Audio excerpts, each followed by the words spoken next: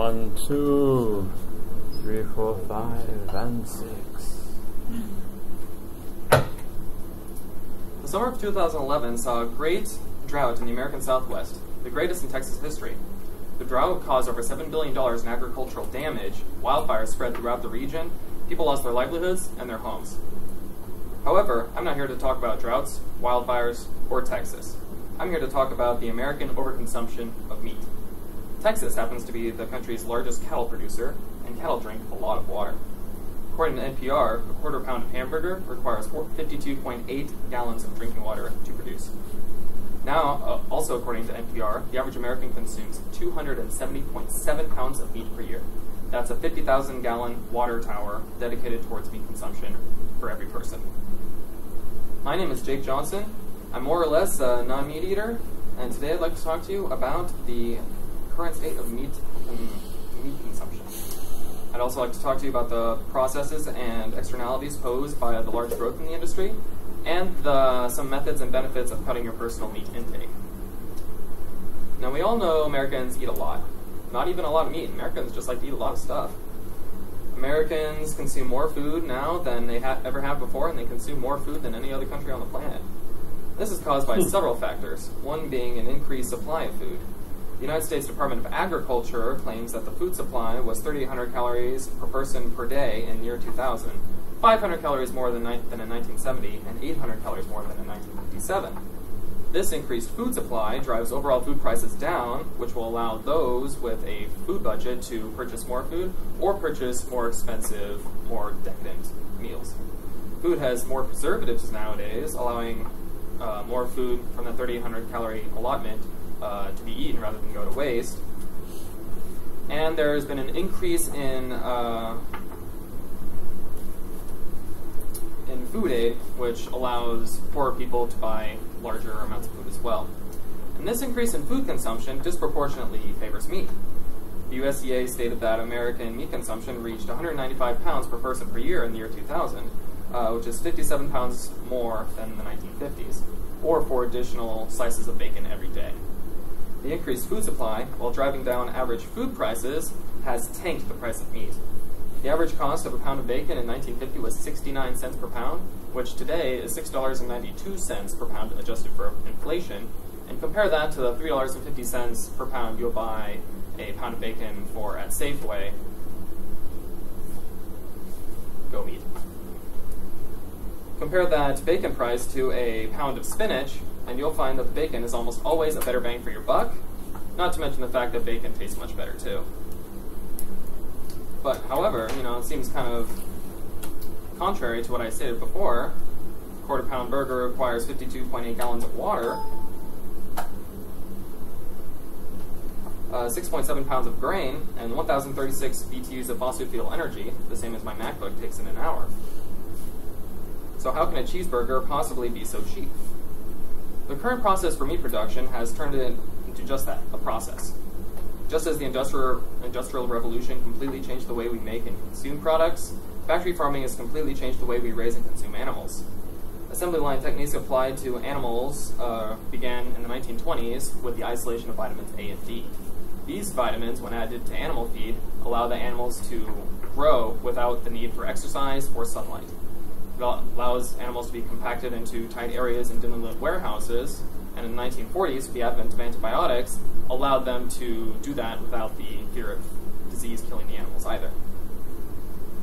Naturally, when you change a process refined by God, evolution, or whatever else has caused cows to eat grass and walk around to grow, there are a few side effects. According to United States law, animal feed given to cows is no longer comprised of ground-up cow byproduct. Instead, it's made up mostly of corn and those sweet vitamin additives. The problem with corn is cows aren't able to digest it properly. Cows eat grass. When cattle are fed grain, productivity is increased, but fiber-deficient rations can disrupt physiological mechanisms. That's a statement made by USDA researcher James Russell. He pretty much stated grain is able to feed cattle more efficiently and allow them to grow faster. However, the lack of fiber in the grain feed means that the grain stays in the cow's stomach too long and starts to produce fermentation and fermented acids. According to the journal Science, the cow's digestive chamber, called the rumen, is what allows the cow to break down high-fiber grass. When low-fiber grain is broken down in the rumen, the cow isn't able to absorb these acids as it normally would. This can cause stomach ulcers, which in turn cause infection into the bloodstream of the animal. What's worse, science claims that grain-based diet promotes the growth of E. coli. E. coli bred in the cow's stomachs are able to withstand the large amounts of acid that I just mentioned. They're even able to survive the antibiotics in the cow's diet. This can create antibiotic-resistant strains that can spread not only into the meat of the cow, it can spread into the manure of the cow, which is used to fertilize products like spinach. A completely separate issue of overconsumption of cattle is the contribution to greenhouse gases. The science behind global climate change states that as you build up gases like CO2 in the atmosphere, more and more sunlight is reflected back to the Earth, which heats up the entire planet. The United Nations concludes that animal production accounts for 51% of all human-related greenhouse gas production. Most of these emissions aren't CO2, they're actually the lesser-known but more concentrated greenhouse gases, nitrous oxide, or methane. The UN also stated that 65% of this nitrous oxide comes from this animal rearing, and 37% of human-caused methane production also comes from cattle rearing. And the chair of the International Panel on Climate Change, Rajendra Pachauri, states that if everyone went meat-free 1 day per week, then global greenhouse emissions from humans will go down 18% flat, including cars, including factories, including everything. He even goes so far as to state that every person that goes from a meat eater to a vegetarian offsets 1.5 tons of CO2 from their personal carbon footprint yearly. This really does put the cost of eating meat in perspective. There's no question the meat industry is a mainstay of our society, and has evolved to pass a lot of the costs of its production to other areas of society. So the question is, can you eat less meat? By abstaining from meat for 1 day per week, like I said before, you are able to offset your carbon footprint a great deal. By consuming fewer factory-farmed animals, you reduce the amount of secondhand antibiotics consumed. This makes them more effective when you truly need them. You can replace hamburger with savory black bean or soy-based replacement. You can replace steaks with potato and vegetable stews.